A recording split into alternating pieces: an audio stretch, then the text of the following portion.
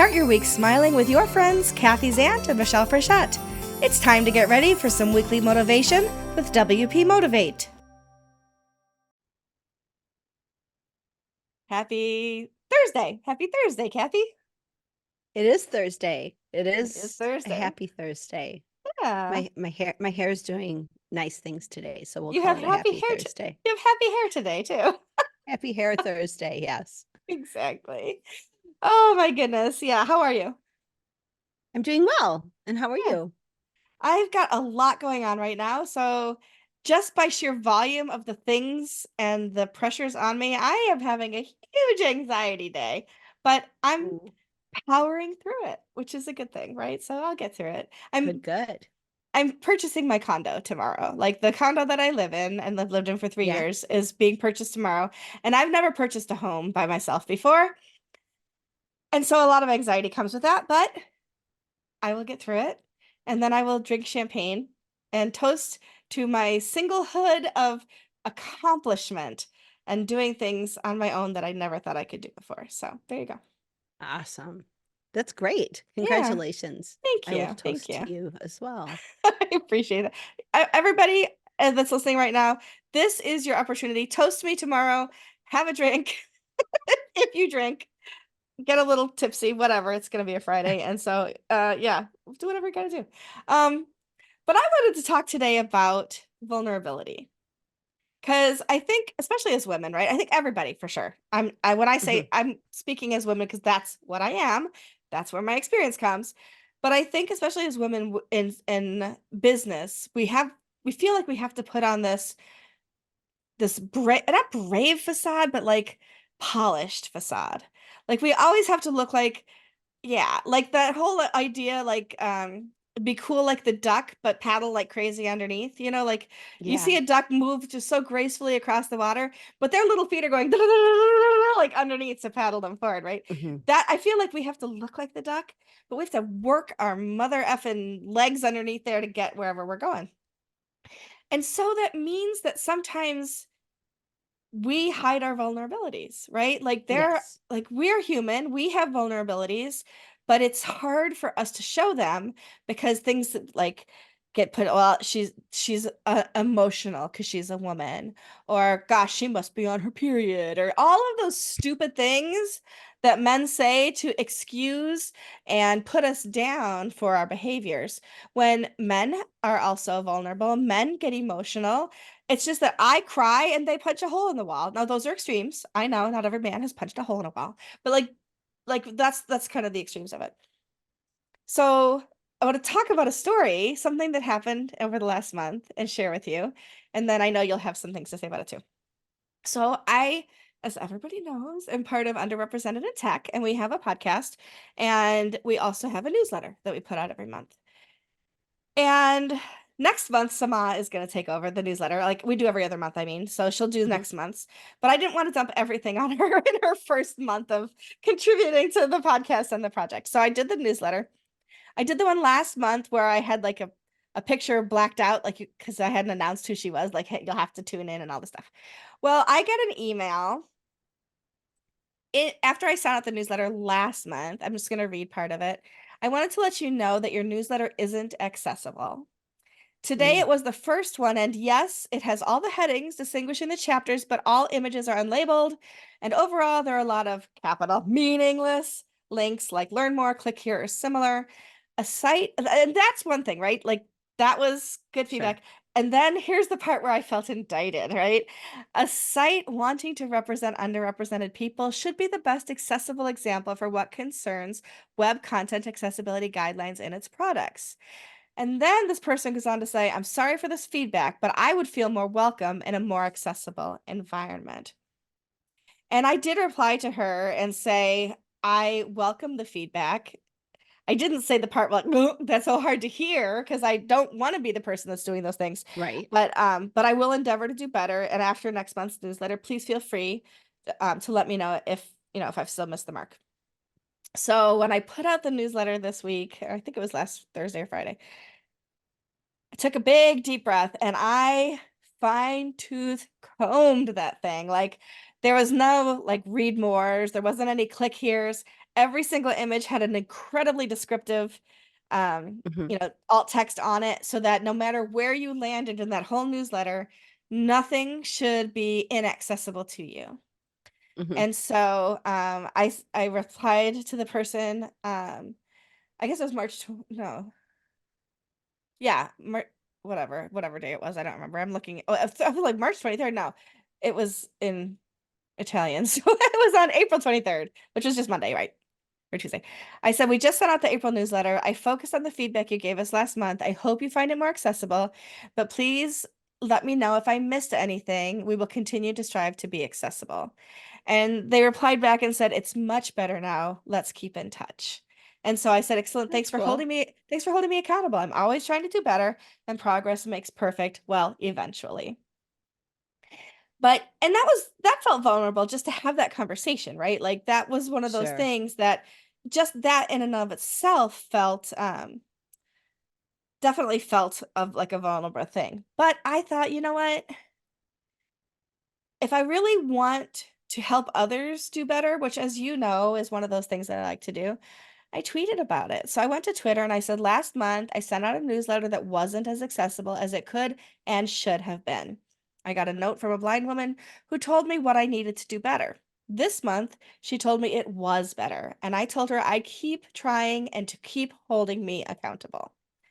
And that tweet has over 1,300 views.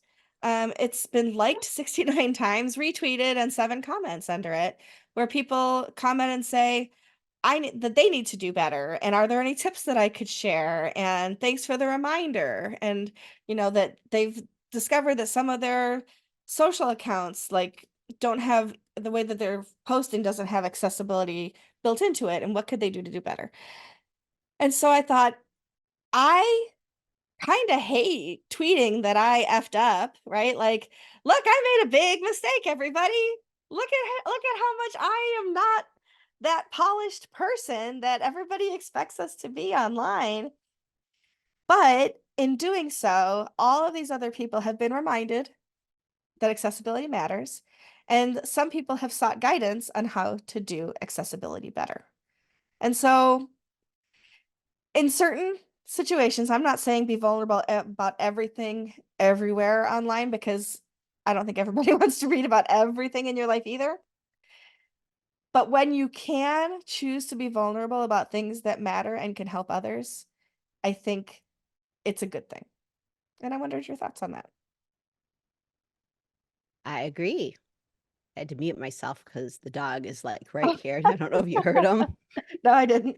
But he's having puppy dreams, golden retriever Aw, puppy dreams. So he so was cute. being a little loud. So that's what that was. If anybody heard it, I did try to mute it. But yeah, I think vulnerability, being honest about who you are. First of all, not being honest about who you are is like lying. Hmm. It's a lie, right? You're trying to like whitewash and pretend your life is perfect and pretend like you don't have problems or you don't have issues or everything's just always, well, everything always does work out for people, but like it's trying to pretend that you're not feeling the heaviness of something Hmm. is a lie, and it's just such a weight. Like why?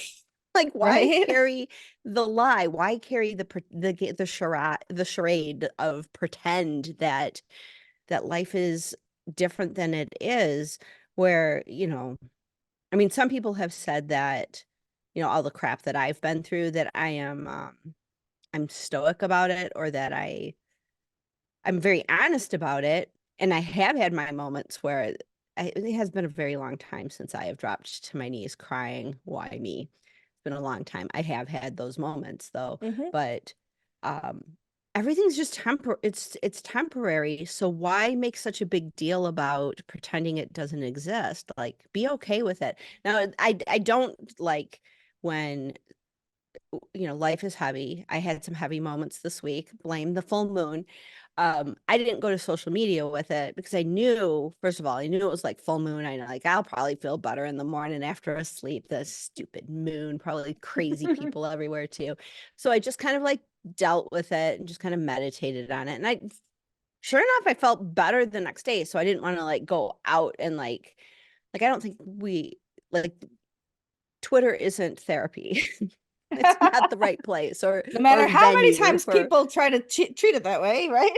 yeah, yeah. But once you've had a chance to really like go through an experience and say, okay, well, this happened and here's my response to it. Like I think the way you handled all of that was like very like this was the experience. This is how I experienced this.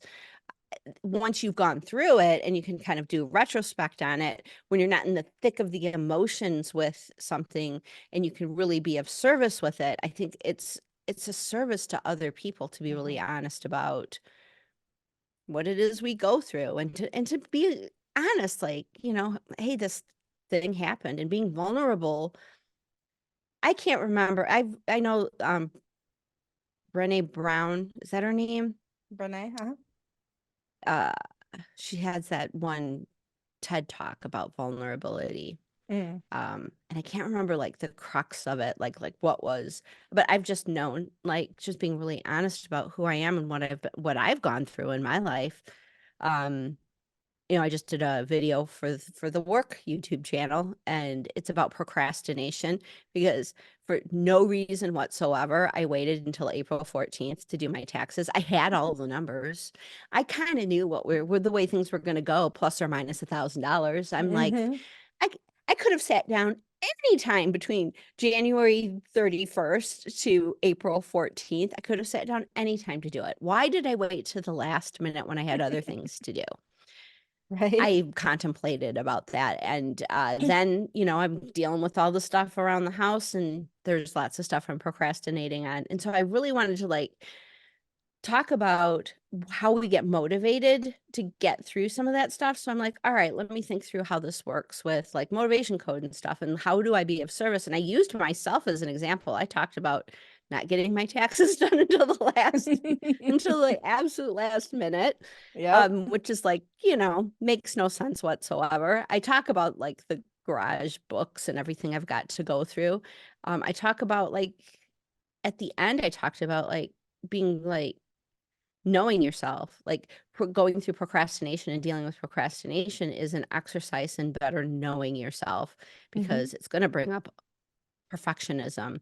It's going to bring up hard things, like when a loved one passes and I mean, you went through that with Mhm. when your dad passed, you had to go through all of the stuff and just the Yeah. weight of all of those memories. I'm like, okay, this is very personal, but I'm still going to put it out there and I'm just going to do it on the work channel because I do believe in what motivation code can do for people. And so I just did that.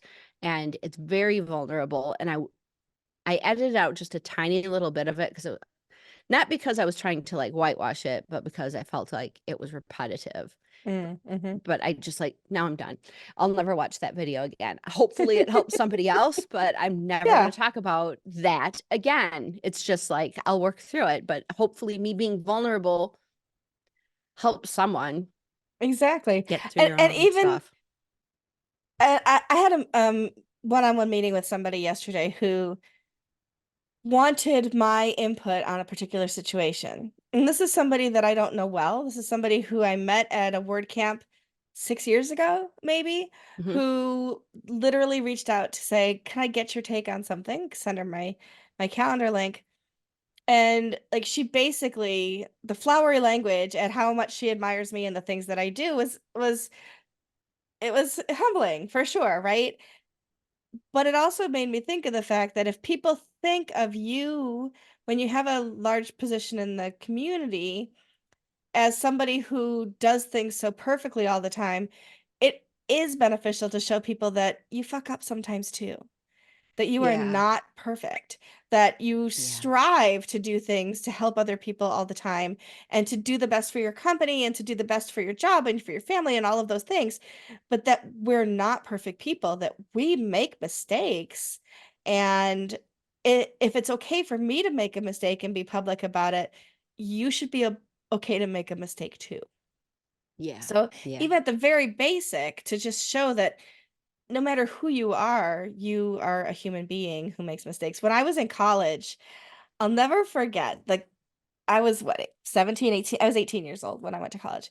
And the president of the college in my brain was akin to the president of the United States. Like this was this person Yeah. that sits up on this dais and inaccessible, and I couldn't, like, maybe if I like tried really hard I could get a plane with the president of the college, but that's not somebody that a student goes and is able to talk to, right? I went to the grocery store in town and he was checking out at the grocery store right in line ahead of me. And that was such a like leveling moment for me that as I'm buying bread, so is the president of the college buying bread right in front of me. And I thought, and this is so disgusting, I guess, but I thought to myself at that particular moment, I bet he gets diarrhea too.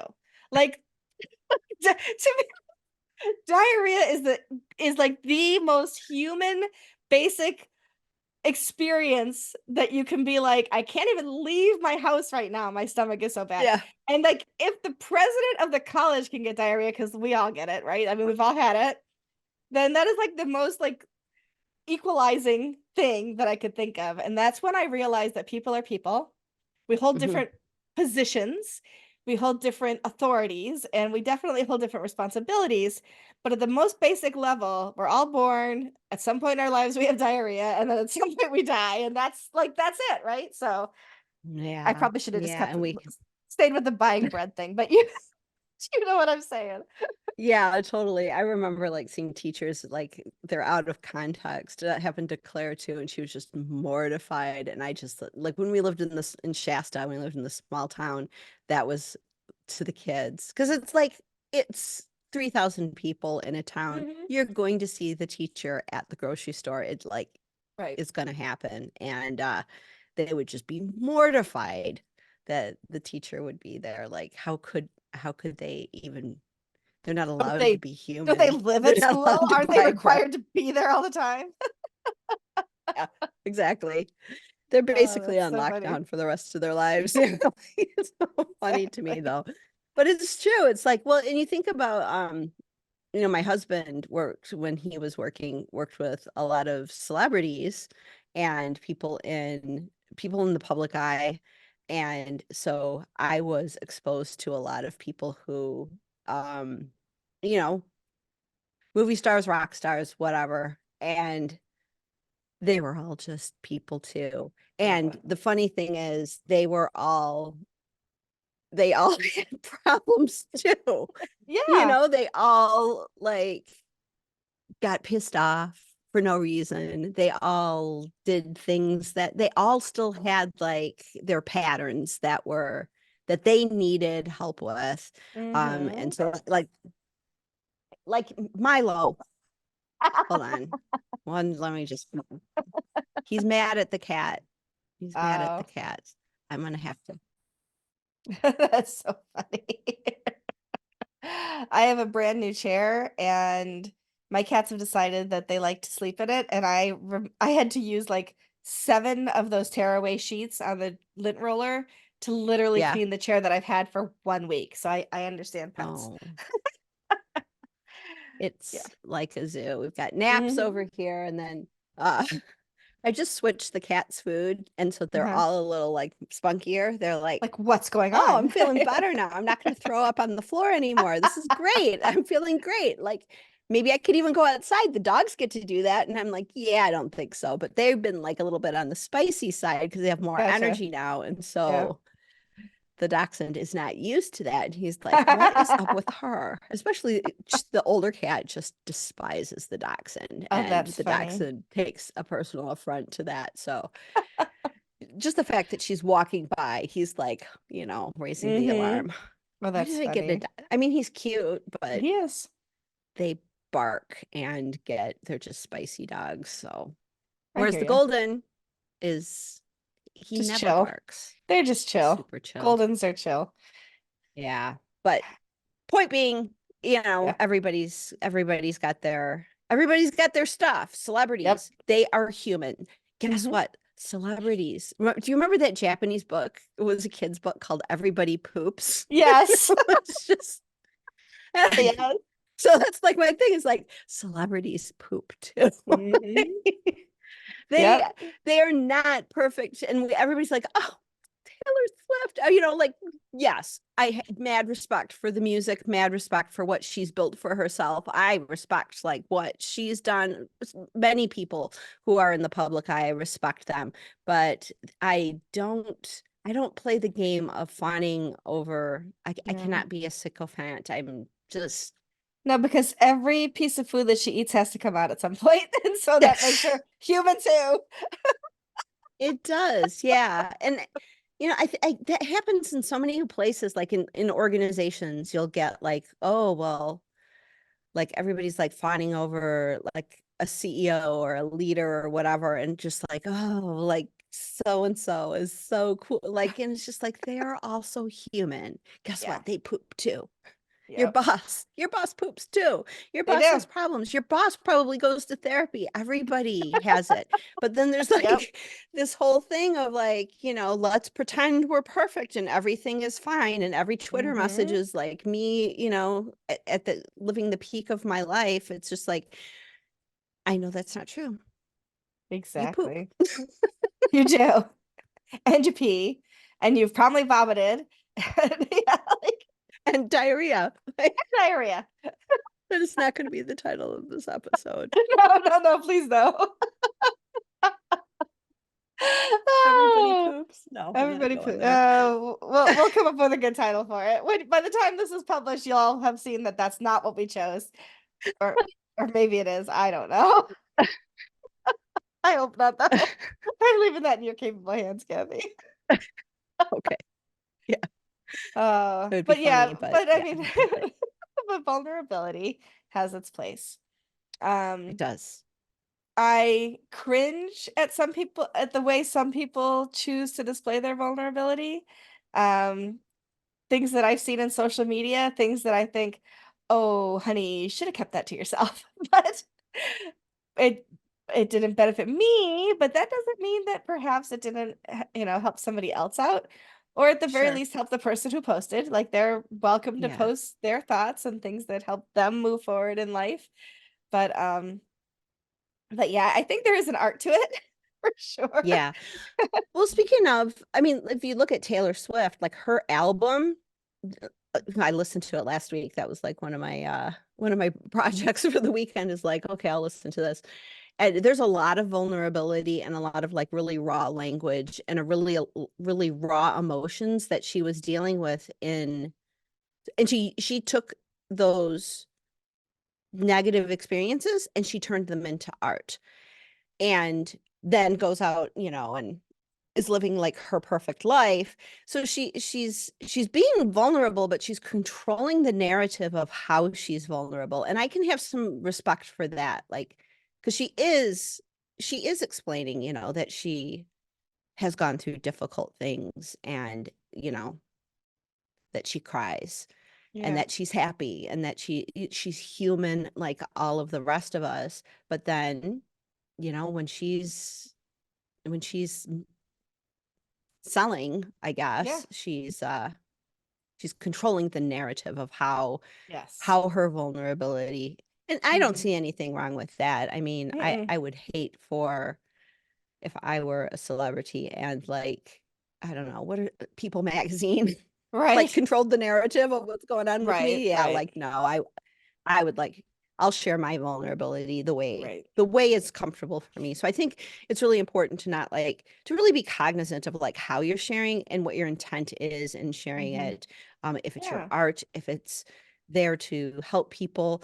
I love the way she's like, this was my story. Like the whole album like ends with the song The Manuscript. Like she'll read the Mm. manuscript, but it's not her story anymore. Like this is all stuff up that happened to her in the past, just like me with I put out those work video and it's just like, I'll never look at that again. I hope it helps Done. somebody. It's not my Yeah. story anymore. As soon as you tell your story, it becomes the story of whoever consumes that content, Hmm. whoever is listening to that music or watching the video or reading what you've written, whatever vulnerability you're sharing. As you're sharing it in the creation of the art, yes, it's yours.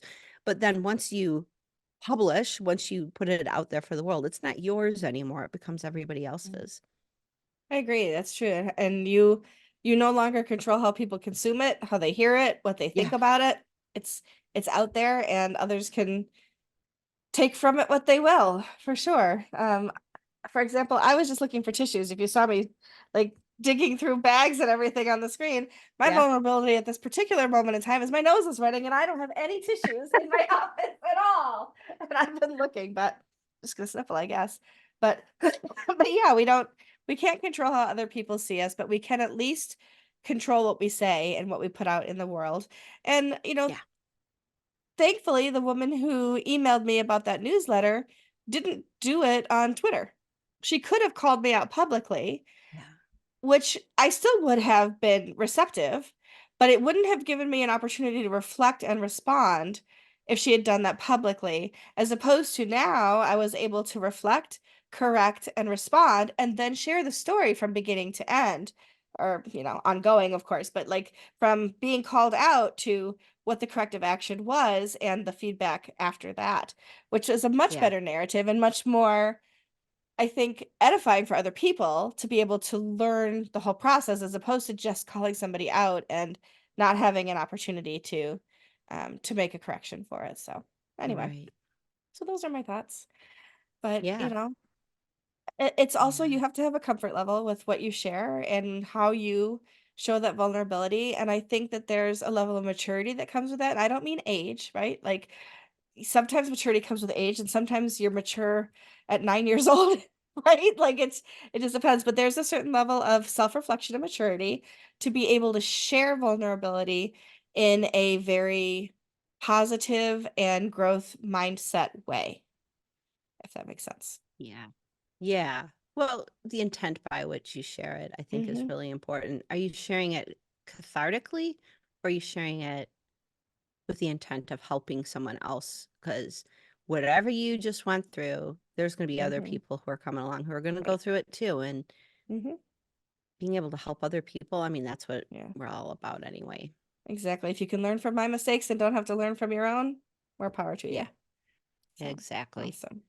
Kind of makes it Oh, easier to like go through all the hard stuff when it's like, okay, well, I'm going to turn this experience into something that helps someone else somewhere. exactly. There's a lesson here and I can share it. And hopefully jewels in my crown. That's what I say. And stuff. I'm like, I'm gonna get jewels in my crown. I don't know what color my crown's gonna be. It's gonna be that pink crown that Michelle got me, but jewels in my crown. Kathy, you're gonna have so many jewels in your crown that you won't be able to hold your head up. Yeah. See, I wonder, it's like, am I doing this like paying it forward into some kind of like future reward, or what the heck did I do in a past life that I got to do? What am I Like, what did atoning I do? for? Really? Sorry. Oh gosh, I never thought of it that way. Maybe I was such a bitch in a past life that I'm I making up could for have it now. been. Oh, Oh, who knows? I choose to believe that's not true, but who knows? I was mean Yeah. to an annoying kid in second grade. He was pretty annoying and I was mean to him. Maybe it's all that. Please forgive me. I'm so sorry. If I only knew.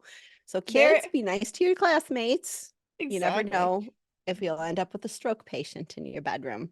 That is, yeah, let's hope not. But it does happen. It happened to you. Um, there is a folk artist named Deirdre Flint. I'm gonna send you a link later.